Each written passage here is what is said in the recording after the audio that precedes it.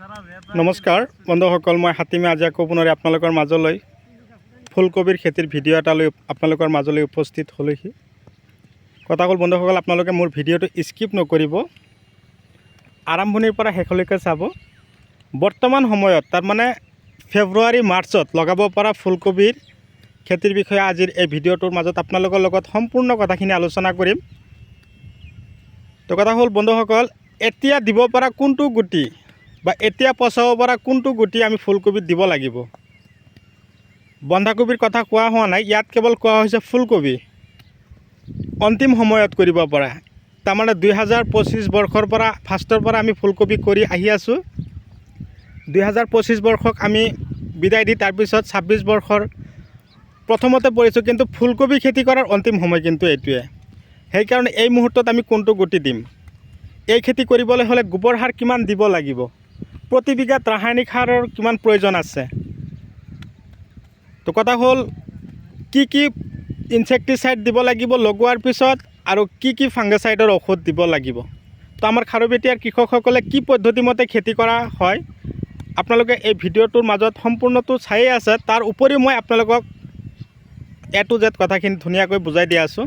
কথা হ'ল যদি আপোনালোকে মোৰ চেনেলৰ নতুন ভিউৱাৰ্ছ হিচাপে আছে তেনেহ'লে মোৰ চেনেলটো ছাবস্ক্ৰাইব কৰি দিয়ে আৰু কাষত থকা বেল ঘণ্টিটো লাহেকৈ বজাই দি আপোনালোকে মোক আগুৱাই লৈ যোৱাত সহায় কৰিব। তো কথা হ'ল 1 বিঘা মাটিৰ অনুপাতে মই আপোনালোকৰ লগত আলোচনা কৰি আছোঁ। 1 বিঘা মাটি আপোনালোকে ফুলকবি খেতি কৰিবলৈ হ'লে আপোনালোকৰ কমেও 1 পৰা 1.5 গাড়ী গোবৰ সাৰৰ প্ৰয়োজন হ'ব।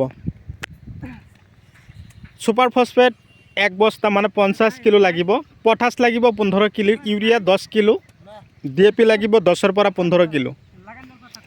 এই সাৰখিনি ধুনীয়াকৈ খেতিত সিঁচিলে, হাল মাৰিলে, ময়ালে, ধূলিময় কৰি তাৰপিছত আপোনালোকে আজি যেনেকুৱা পদ্ধতিমতে লগাই আছে চেম সেই পদ্ধতিমতে লগাব।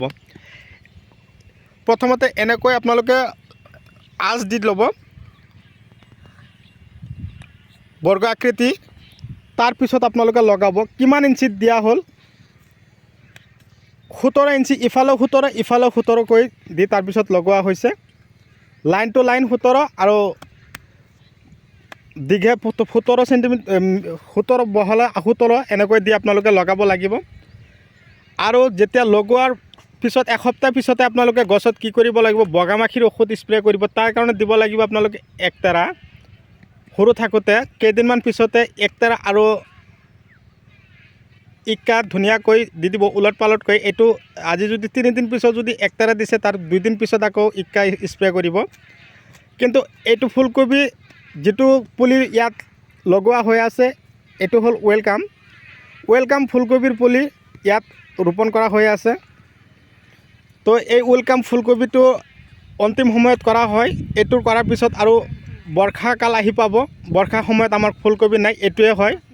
সেইকাৰণে মই আপোনালোকক কৈছোঁ বৰ্ষাকালত কৰিব পৰা ফুলকবিটোৱে হ'ল ৱেলকাম।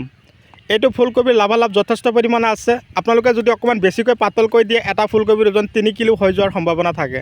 সেইকাৰণে অকণমান ঘনকৈ দিয়া আছে, 17 বাই 17 লগাই আছে। যদি আপোনালোকে চাই যে 20 বা 22 ইঞ্চি দূৰত লগাম তেনেহ'লে কিন্তু ফুলকবিৰ ওজন কমত 3 কিলো হৈ যাব। সেইকাৰণে আপোনালোকে অকণমান ঘনকৈ লগাব। ঘনকৈ লগালে যিটো ফুলকবিৰ যিটো ধৰণ আকৃতি বহুত ভাল হ'ব আৰু সৰু সৰু চাইজৰ হ'ব। তো বন্ধুসকল, ভিডিঅ' চাই কেনে পালে কমেণ্ট কৰিব, যিমান পাৰে মোৰ ভিডিঅ'টো আপোনালোকে শ্বেয়াৰ কৰিব। আপোনালোকৰ এটা শ্বেয়াৰৰ কাৰণে আমাৰ যিমান দাদা বাইদেউসকল আছে আপাৰত বা উজনিত নামনিত যিমান দাদা বাইদেউসকল আছে, এই দাদা বাইদেউসকল খেতি বাতি কৰাৰ কাৰণে আগ্ৰহী মনোযোগী হ'ব। তো খেতিয়ক ইফালে আছে, খেতিয়কে বহুত কষ্টৰ মাজেদি খেতি কৰি আছে। যেতিয়া ফুলকবিৰ বয়স 15 পৰা 20 দিন হ'ব তেতিয়া আপোনালোকে যদি দেখা পায় বৰষুণ হৈ যাব, কিন্তু একে মাজে মাজে বৰষুণ মাৰিব, তাৰ মাজতে কলা কলা দাগ পৰিব পাতত। সেইকাৰণে আপোনালোকে জুডিঅ' পাৱাৰ স্প্ৰে কৰিব, মাজে মাজে লক্ষণ দি স্প্ৰে কৰিব। তাৰ লগতে যদি পোকে বেছি ডিষ্টাৰ্ব কৰি আছে, একদম ভিতৰত যিটো কোমল পাত থাকে সেইটো যদি খাই আছে, আপোনালোকৰ ইফালে যদি পকেট পায় পকেট স্প্ৰে কৰিব, তাৰ লগতে ইকা দিব। যদি সেইবিলাকত দি কাম কৰা নাই শ্বৰ্ট স্প্ৰে কৰিব। অৱশেষত যদি পোকে বেছি উৎপাত কৰি থাকে তেনেহ'লে গডৰেজ এগ্ৰোভেট কোম্পানীৰ গ্ৰেচিয়া স্প্ৰে কৰিব আৰু চিনজিনা কোম্পানীৰ চেমোডিছ স্প্ৰে কৰিব। এনেকুৱা ধৰণৰ ঔষধবিলাক যদি আপোনালোকৰ খেতিত দিব পাৰে তেনেহ'লে আপোনালোকৰ খেতিত আৰু পোকে ডিষ্টাৰ্ব কৰিব নোৱাৰিব। এতিয়া মই ফাৰ্টিলাইজাৰৰ ক্ষেত্ৰত গৈছোঁ।